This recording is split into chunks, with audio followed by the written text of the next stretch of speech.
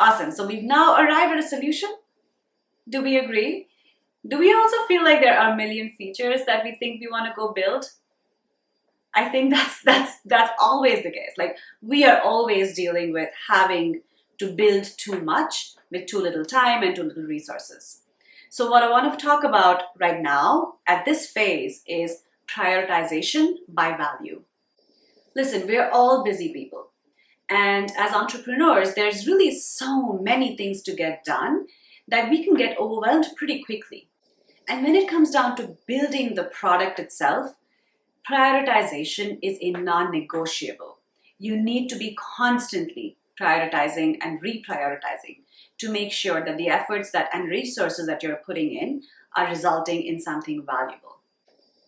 Another interesting, sort of anecdote is, as an entrepreneur, maybe at least as an early stage entrepreneur, you're never going to have enough money, time, resources. I'm sure you face this even as a product manager or working in a large company. You never have enough of everything, right? And you may think that's a bad thing, but it really isn't. It's actually a blessing in disguise. It just means when you can't do something, it's not because of lack of resources. It's because it just wasn't important enough. Or rather, there were more important things to do that took priority. So how do you decide what are those most important things to do?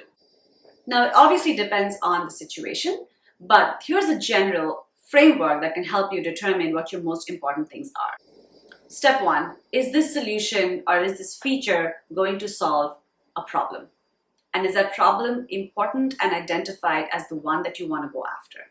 Two, is this feature or solution going to help you make more money or acquire more customers or both?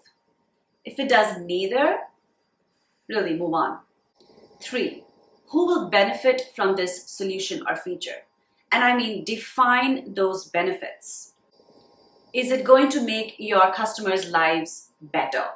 So can they accomplish a certain task or a set of tasks faster, cheaper, better, feel more trusted, feel they are improving? If you cannot measure the success of your feature, that is faster, cheaper, more money, more successful, more trust, these are tangible ways to measure them.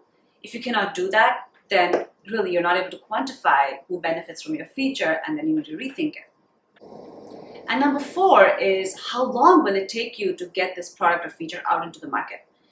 Now, the truth is, obviously, the more time you spend on something, quote unquote, it's probably going to be better, but not necessarily. Because the sooner you can get a feature out into the hands of a user, the sooner you will know if this is going to work. And this is where the concept of MVP and so on comes in, because really what you're coming down to is, what is that minimum set that I can get out of the market, and how fast can I get it out there so that I can start getting feedback into the system? Now, initially this can feel hard, and what ends up happening is you end up developing features which are actually large epics. And my recommendation is break them down into smaller iterations. So you're really building against milestones, and each milestone is sort of this, set of user stories that you can build, get it out in front of a user, and collect feedback. Measure the success of that milestone before you move on.